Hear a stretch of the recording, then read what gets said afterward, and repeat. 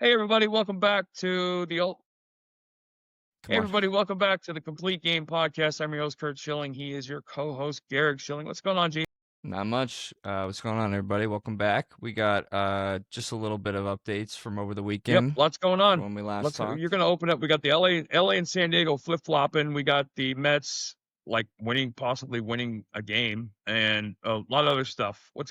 Tell us about the league right now, buddy? Yeah, Nolan McLean, you just mentioned, the Mets' #1 pitching prospect, was able to stop the bleeding yesterday in a 3-1 win over Seattle. Five and a What was his third, two line? hits. Five and a third, 2 hits, 8 Ks, 4 walks, and a real nice, sexy looking double play. Yeah. Um, And let me just say, uh, if you read some of the commentary post game, that's one of those things that can come out of nowhere and inject a team going one way, the wrong way. That youthful enthusiasm, the rookie who isn't affected by the losing because he just showed up, he goes out and just says, "Hey, hop on, guys," and you're seeing that, and the double play was pretty impressive. Yep. Yep.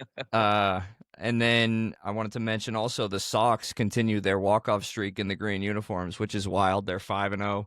Uh, In the green uniforms, explain they're 5-0. the Green They've Monsters. won. I'll put a Is it picture of them. okay? I'll So put a picture of the uniform up. okay, and they've only won in 5 games. Five Is that games, right? 5-0. And they're 5-0, and all 5 wins Are have been walk-offs. walk-offs? Yeah. So now you gotta now you gotta do you wanna push the baseball gods? And because you don't wanna burn it out, right? You don't wanna use it every day. But do you pick the game? I gotta believe if I'm in Arizona, we used to have 3 uniforms, and the starting pitcher got to pick what you wore that night. And I always went with the same uniform. I always went with the one that I was most comfortable in. But I don't know how that works in Boston. But however that works, like, dude, I'm pitching in the green uniform. Yeah. Right. Or do you not though if you're the starter because it's a walk-off? You want if you Right, you don't want right. the no decision. Early in my career, before I realized what it was all about, I probably wouldn't have. Late in my career, I wouldn't have cared. Just win on the day I pitched. Yeah. Okay. Yeah. There's two schools of thought behind that. Yeah. Definitely. Um. Yeah, and then Friday night, that same night, they had their 5th walk-off in those jerseys. Schwarber got his 100th RBI and went back-to-back with Harper.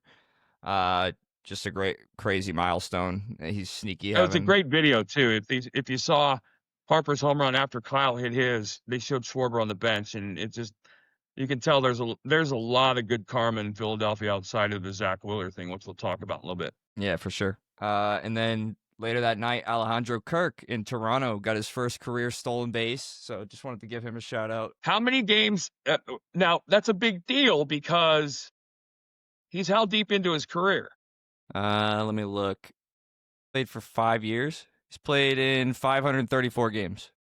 All right, so you're talking about probably 2,000 at bats. 1,700 at bats. Okay, how many hits? 465 hits, How many 194 walks? walks. Okay, so he's 650 times he's been on base. He just had his first stolen base. I would And be. He has never been caught stealing either, so it's his first right, attempt too. right.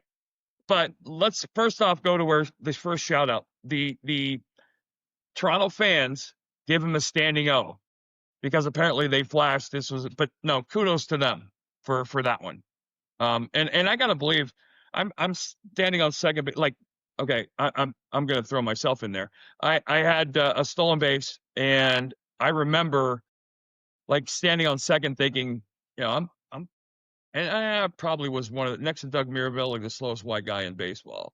Um, I stole it off Piazza, and I remember thinking to myself, I'm gonna fill all the because I had a career triple. So I was gonna fill all the offensive columns. Unfortunately, that never happened, but yeah, okay. Is all those columns include getting thrown out at first base from the outfield or getting hit in the head? Never got thrown out at first base. I did get Willie McGee did hit me in the head. All right. What else? What else? Oh yeah, and the baseball gods snapped the Brewers streak finally, but not before on Saturday night. They gave them a big break in the late innings. They had the game was lost, and they grounded into a double play, and Ellie De La Cruz spikes it into the dirt, getting the third out and gave them second life. They went into extra innings, lost the lead again, and would have lost on a walk-off if not for the ball being kicked off the Okay. wall by their right fielder for a ground rule double.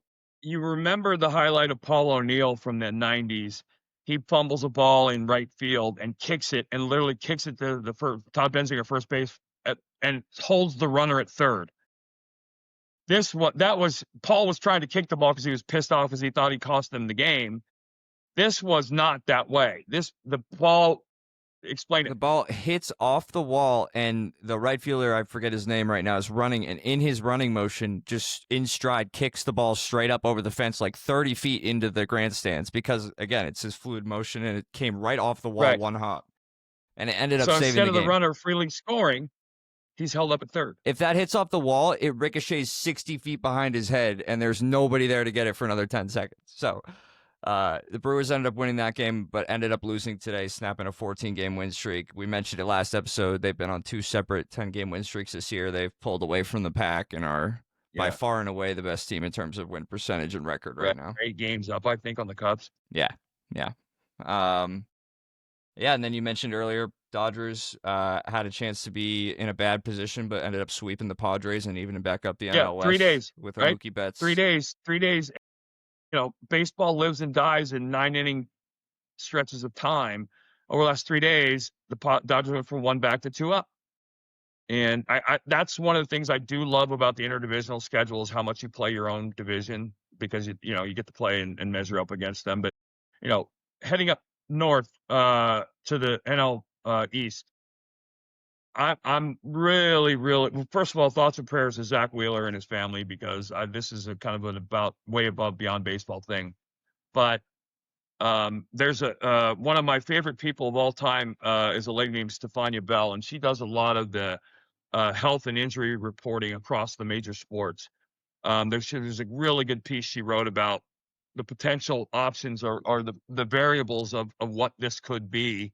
For anybody that doesn't know, Zack Wheeler came out, said his arm felt heavy, which is apparently what people with blood clots tend to report when they have one. And he has a blood clot in his right shoulder. This could be anywhere from 6 days to 6 months. I have no idea, but this throws, to me, an enormous wrench in the plans for Philadelphia to win a World Series. Number one, because Aaron Nola came back and still continues to have nightmarish results. And it's one of those things where I feel like I'd love to get in the bullpen for 30 minutes with him just to reset his engine, because, give him a Johnny Padres talking to, because he clearly has this stuff. He's just got no confidence. It's so hard to do that. So hard to pitch without confidence. Yeah, it was another guy I brought up in the same breath, Max Fried, who's struggled a lot recently. Yep. Guy who's having a Cy Young type caliber season in his. Well, and what you see, and you'd asked me a couple of questions about that, and what you tend to see is what the thing I always talk about is command. He goes from having those dominant outings when his fastball misses are 3 to 4 inches to the side he's throwing to. They're off the plate. They're never in the middle box. And then you lose it, and you lose that confidence that you had, and it starts infecting you and affecting you to the point where you're now living in the red areas. And I don't care how good your stuff is, you can't live in the red areas with any consistency. There's a saying Pedro Martinez said a long time ago, which is true. You don't get great hitters out in the strike zone. You get great hitters out outside the strike zone. Your stuff is so good that they have to go outside the strike zone because they're defending every pitch, as opposed to waiting and attacking. And he's transitioned in a sense that early on, yes, I mean, you had to have him in the conversation, and he was one of the reasons why the Yankees were where they were after they lost Garrett Cole. But the Yankees without Max Fried is a Yankee team that probably isn't going to be hanging around in October. I think so. How would you say that you approached what you were just talking about with Pedro's quote about you get great hitters outside of the strike zone? Because I feel like you were especially you were a prolifically like in the strike zone, first strike. Here's the thing. You obviously threw the splitter that fell off the table. You could work both sides of the plate and throw. When you threw harder, it was easier to throw up in the zone. But for guys that don't have that, Well, here's what I remember. I remember a game against the Giants in San Francisco, and I want to say it was the fifth inning. I looked up and I had 54 pitches, and I had thrown, I think, 4 balls in 54 pitches. Of those 50 strikes that I had thrown, I would tell you maybe 35 of them were actually in the strike zone. 15 of those were balls that were swung at. When you're constantly attacking the strike zone on the periphery and you have fastball command, you make hitters, well, and for the most part, everything looks like a fastball coming out of my hand. And with my consistent release point, you didn't see the split until it was too late. And you get great hitters outside the strike zone because they have to be aggressive on pitches and you're always on the corners, right? If you look at like the viewing screen right here is the strike zone, my fastballs are strikes here and they're strikes here and they're strikes here. They're not strikes here or here or here or here. And so when I'm down here all the time, what I say, math, if you go up here to a right-handed hitter hitting this pitch, the farthest mathematical location in the strike zone from the barrel of the bat up here is the corner down here. So in theory, it takes longer to get from here to here than any place else, which means you have to attack earlier. Now, and I lived on the outside corner. So if I'm living on the outside corner, everything out here, if I throw a ball, it might be this far off. But it's a strike because I have the umpires calling strikes because I'm consistently throwing strikes. When you're throwing a ball up here and you're trying to go down, if the catcher sits up here and you throw a ball up here, or he sits up here and you throw a ball up here, and the next pitch he sits down here and you're doing this all over, which is what we're seeing, right? It's like I talked about that Mick Abel start when he beat Skeens 1-0. 85% of his strikes were right here. And he got away with it because no one had ever seen him before. He was throwing 95 and he had a good slider. But as you get seen 2 and 3 starts in, this starts getting killed. I don't have to worry about this pitch from Mick Abel because if he makes it, it's an accident. I'm much more likely in a 5-pitch at bat to see 1 or 2 fastballs in this area, so I'm going to wait till I get 2 strikes. Is that where like sorry to interrupt, but you or we talked about him already, Nathan Eovaldi, isn't afraid to get punished for like a home run, or you'd rather almost a home run than a walk in that scenario because that means you have never want to control. walk, right? For the most part, solo home runs will never beat you, right? So if I'm 2-0, 2 outs in the 5th inning of a game, we're winning 5-0, and I miss with this fastball, I'm probably going to miss here or here or here.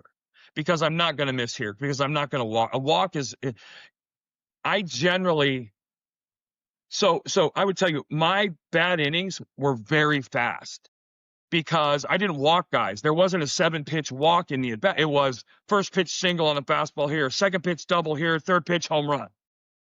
As opposed to 9-pitch walk that ends with a ball here, 5-pitch single, 7-pitch walk, so rallies happen fast, but you don't see those crooked numbers. They always say you always used to find that a team would score more runs in an inning than the losing team scored for the entire game when they give up those crooked numbers. Those 3, 4, 5-run innings don't happen usually without walks. That is a walk against Tariq Skubal is a rally, and it's a starter killer today too in the day of pitch counts and early yanks. Yeah, exactly right. Exactly right.